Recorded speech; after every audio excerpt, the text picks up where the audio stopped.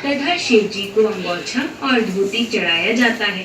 पूजा के बाद यह सुहाग की सामग्री किसी ब्राह्मण को तथा धोती और अंगोछा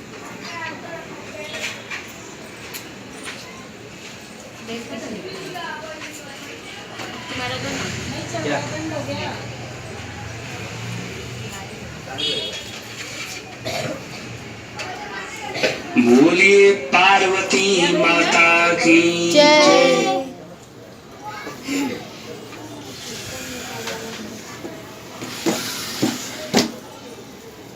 क्या करे वह ऐसी बात हो जो सभी जो कृतिया करके ये छोड़ के ना जाए। बुक ही नहीं है ना, और इसको ढूंढो जैसे बुक वाला कुछ दिख नहीं रहा है। रुको जरा सब्र करो। कर्मों का सार हो, अल्प परिश्रम से अत्यंत फलदायिनी हो, जिसमें सभी फलों का समावेश हो। यदि आप मुझ पर प्रसन्न हैं तो उसे बताने की कृपा हे। हर जगह रहा है पर बता कुछ हो ही रहा है। क्या हुआ क्या? करने की हो?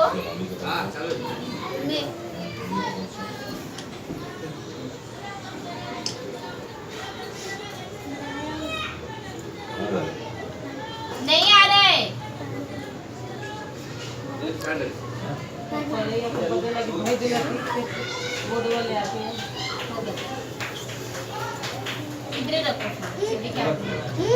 कहीं जाना मत, चुपचाप बैठे यहाँ पर। मेरा बहुत ड्रामा है, उल्लू बना के जाता है इधर। सर मैंने स्काईस्केप में स्काईस्केप वही है ना, शाम होते ही मच्छर टेक ऑफ कर देते हैं और मेट्रो का काम चलने से पूरी टर्बुलेंस रहती है ना।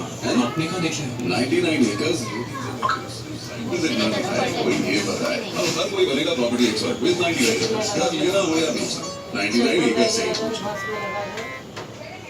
हरतालिका व्रत कथा शिवजी ने ही मां पार्वती को सुनाई थी। शिव भगवान ने फोन कौन लेके गया?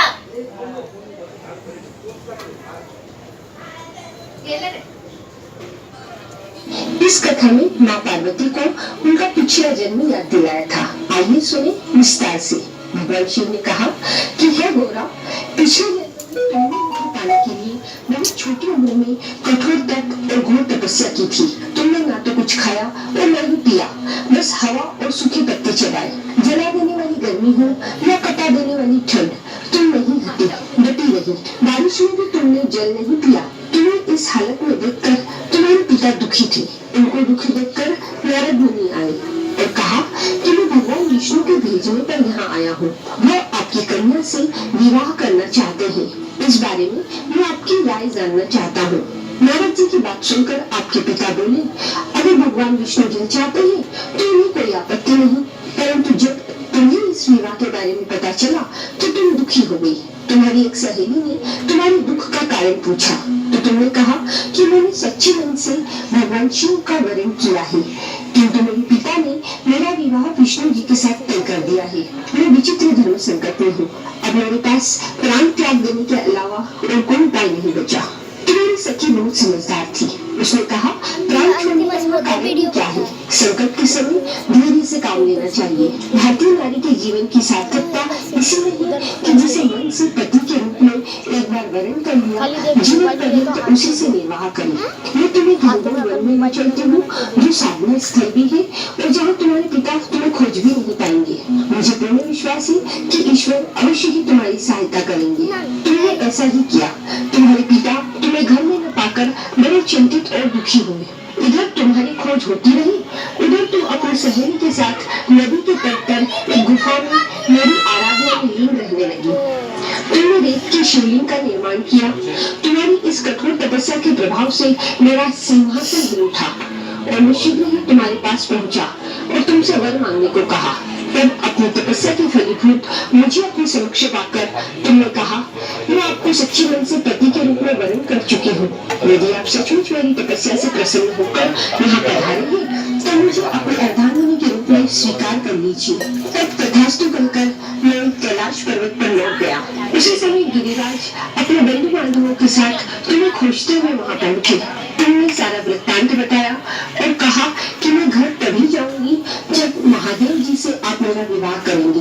तुम्हारे पिता मान गए और उन्होंने हमारा विवाह करवाया। इस व्रत का महत्व यह है कि मैं इस व्रत को पूर्ण निष्ठा से करने वाली प्रत्येक स्त्री को मनोवांछित फल देता हूँ। इस पूरे प्रकरण में तुम्हारी सखी ने तुम्हारा हरण किया था, इसलिए इस व्रत का नाम हरताली का व्रत हो गया। इस व्रत से जुड़ी यह मान्यता है कि इस व्रत को करने वाली स्त्रियां पार्वती जी के समान ही सुखपूर्वक पति रमन करके शिवलोक को जाती हैं। सौभाग्यवती स्त्रियां अपने सुहाग को अखंड बनाए रखने के लिए और अविवाहित युवतियां अपने मन मुताबिक वर पाने के लिए हरतालिका तीज का व्रत करती हैं। इस दिन व्रत करने वाली स्त्रियां सूर्योदय से पूर्व ही उठ जाती हैं और नहा धोकर पूरा श्रृंगार करती हैं। पूजन के लिए केले के पत्तों से मंडप बनाकर गौरी शंकर की प्रतिमा स्थापित की जाती है। इसके साथ पार्वती जी को सुहाग का सारा सामान चढ़ाया जाता है। रात में भजन कीर्तन करते हुए जागरण कर 3 बार आरती की जाती है और शिव पार्वती विवाह की कथा सुनी जाती है। इस व्रत के व्रती को शयन निषेध है, यानी इस व्रत में रात्रि में सोना नहीं चाहिए। रात्रि में भजन कीर्तन के साथ जागरण करना जरूरी है। प्रातःकाल स्नान के पश्चात श्रद्धा एवं भक्ति पूर्वक किसी सुपात्र सुहागिन महिला को श्रृंगार सामग्री, वस्त्र, खाद्य, फल, मिष्ठान एवं यथाशक्ति आभूषण का दान करना चाहिए। अगर देव की शिवलिंग बनाई है तो उनका जलाशय में विसर्जन किया जाता है और खीरा खाकर व्रत को संपन्न किया जाता है।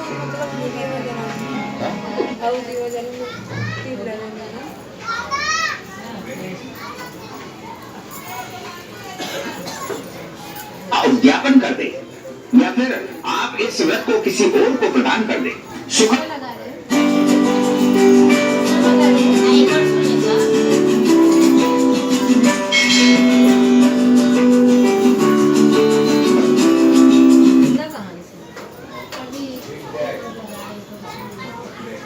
शिव ने पार्वती जी को उनके पूर्वजन्म के बारे में याद दिलाने के लिए यह कथा सुनाई थी। हरियाली तीज व्रत कथा इस प्रकार है। शिव जी कहते हैं, हे पार्वती, बहुत समय पहले तुमने हिमालय पर मुझे वर के रूप में पाने के लिए घोर तप किया था। इस दौरान तुमने अन्न जल त्याग कर सूखे पत्ते चबाकर दिन व्यतीत किए थे। किसी भी मौसम की परवाह किए बिना तुमने निरंतर तप किया। तुम्हारी इस स्थिति को देखकर तुम्हारे पिता बहुत दुखी थे। ऐसी स्थिति में नारद जी तुम्हारे घर पधारे। जब तुम्हारे पिता ने नारद जी से उनके आगमन का कारण पूछा तो नारद जी बोले, हे गिरिराज, मैं भगवान विष्णु के भेजने पर यहाँ आया हूँ। आपकी कन्या की नमस्कार दोस्तों, आज मैं आप सभी को सुनाऊंगी दुखवती की तीज व्रत की कहानी। कहानी बहुत ही सुंदर है। अगर आप सभी तीज माता का व्रत करते हैं तो लाइक शेयर जरूर कीजिएगा और अंत तक जरूर सुने। सभी प्रेम से बोलिए तीज माता की जय। एक समय की बात है, एक नगर में एक राजा और रानी रहते थे। उनका एक ही पुत्र था। रानी बड़ा ही धार्मिक प्रवृत्ति की महिला थी और राजकुमार जो बड़ी मन्नतों के बाद पैदा हुआ था तो राजा और रानी उसे बहुत ही लाड से रखते थे। अब धीरे धीरे राजकुमार बड़ा हो गया। राजा और रानी को उसके शादी की चिंता सताने लगी। अब उन्होंने एक योग्य लड़की देखकर राजकुमार का विवाह कर दिया। उनका बड़ी ही खुशी से बीत रहा था। लेकिन कहते हैं ना, जो इस संसार में आया है उसे एक दिन जाना ही होगा। इस तरह से राजा बीमार रहने लगा और वह परलोक सिधार गया। तुम्हारा पूरा फूल हो जाएगा सब। के कुछ दिन बाद रानी